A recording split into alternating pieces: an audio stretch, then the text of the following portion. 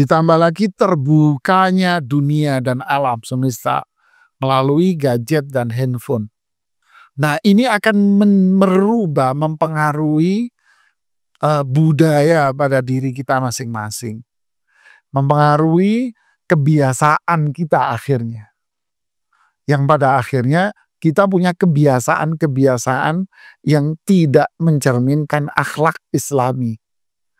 Karena lingkungan kita memang jauh dari Islam, terbukanya dunia dan tontonan dan sebagainya menjadikan diri kita ini jauh dari apa yang disebut dengan akhlak Islami. Nah, itu akan terlihat sikap itu pada siapa? Pada orang yang terdekat, jamaah. Akhirnya kelihatan sama orang yang terdekat. Dengan orang lain nggak akan terlihat. Mohon maaf ya, Anda di sini yang perempuan, yang laki di sini. Ketika Anda berkomunikasi dengan sesama, yang perempuan komunikasi dengan sesama, berkomunikasi dengan saya, maka akan muncul semuanya dari tutur kata Anda semua itu apa? Ibarat seorang sales marketing. Apa yang muncul? Hah? Sales marketing itu apa?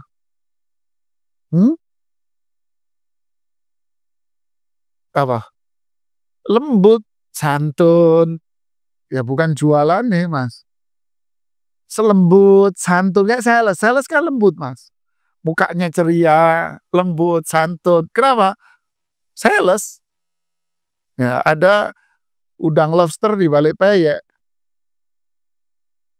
Kegedean udang. Ya. Jadi akhirnya muncul apa? Kepura-puraan kalau dengan dunia luar. Tapi ketika di dalam rumah, disitulah dia akan kelihatan bahwa dia itu sebetulnya punya bisul di pantatnya. Dia itu punya apa istilahnya tompel apa di perutnya.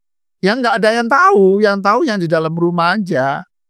Begitulah akan muncul perangai asli seseorang ketika dia di mana? Di mana? Di rumah. Asli pakai shot, asli gitu. Di mana? Di rumah. Kalau di luar semua pakai sin, asli. Pakai sin, Mas, asli gitu, Mas. Ya, banyak kepura-puraan apalagi perempuan yang ngomong asli.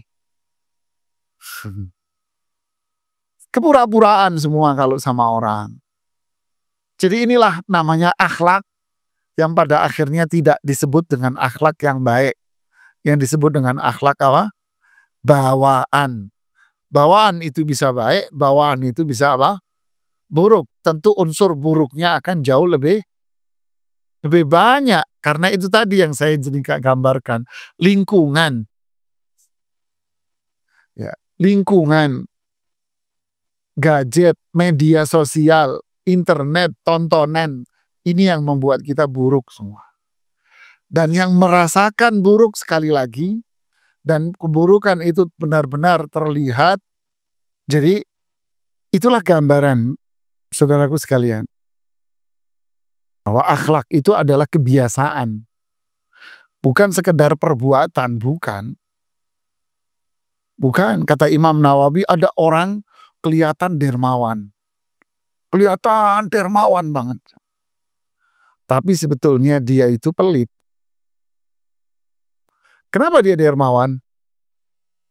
Ada kepentingan dia di situ. Kayak orang kampanye, kayak orang ini, kayak orang. Ada kepentingan yang dia ingin ambil.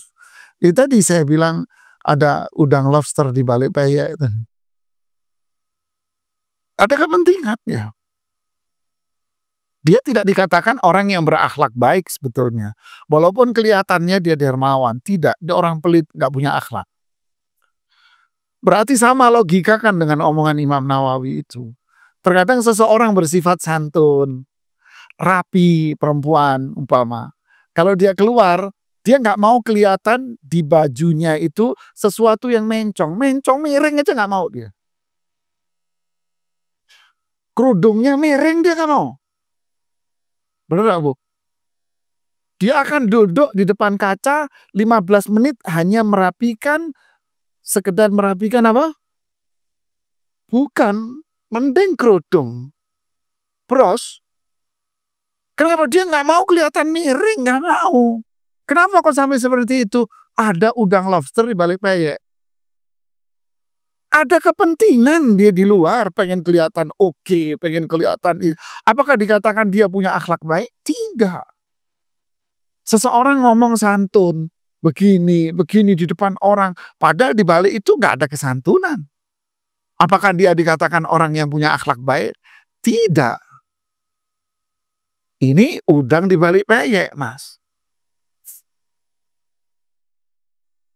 Jurusnya tukang restoran, kalau dagingnya itu sebetulnya sudah mau rusak, ikannya mau rusak, sama dia dibumbuin, dimarinasi istilahnya, ya kan? Dibumbuin, dimarinasi yang banyak bumbunya, oke, habis itu dibakar. Yang makan, wih enak ya, padahal ini dagingnya sudah nggak fresh. Jadi apa? Kepura-puraan. Itu yang terjadi, jemaah. Ini kepura-puraan ini terlalu banyak. Rasulullah SAW bilang apa? Akmalul mu'minina imanan ahsanuhum khuluqa. Wa khiyarukum li ahli. Lihat, orang beriman yang paling sempurna siapa? Yang paling baik akhlaknya. The best, ini orang beriman. Itu poin yang utama tadi. Dan siapa yang paling mulia di antara mereka adalah yang paling mulia dengan keluarganya. Syekh Muhammad Shalih Utsaimin menjelaskan hadis ini di Syarah Riyadhus Shalihin. Bila bilang apa? Anda kalau pengen melihat si fulan itu orang baik atau tidak, lihatlah dia bersama dengan suaminya dan istrinya. Bukan di luar. Tidak. Kalau dia di luar sama istri dan suaminya, semua akan terlihat pengantin baru. Kapan? Di luar. Ditonton, jalan rapi. Kayak tadi saya di depan ruangan saya, seliwar-seliwar itu suami istri itu. Semuanya saling tuntunan tadi itu. Lewat nonton, tetap perhatikan saya sambil ngelirik-ngelirik gitu. Saya lewat nonton, semuanya negor. Assalamualaikum Ustaz. Apakah Anda seperti itu ketika ada di dalam rumah dan di kamar? Nggak bakal.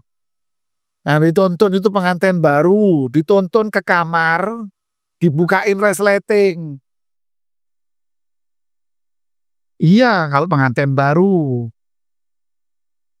Ya, diambilin anduknya, mau mandi diambilin, pengantin baru, Mas. Ya.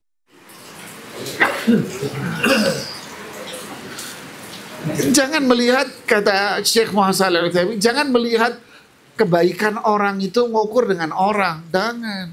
Anda pengen tahu si fulan orang baik, lihat dengan siapa? Lihat dia dengan keluarganya di dalam rumahnya. Itu baru Anda akan melihat orang itu baik atau tidak. Ya. Dia di dalam rumahnya seperti apa? Itu wa khairukum, the best. Laki-laki paling mulia, perempuan paling mulia kapan? Ketika dia bersama suaminya dan istrinya.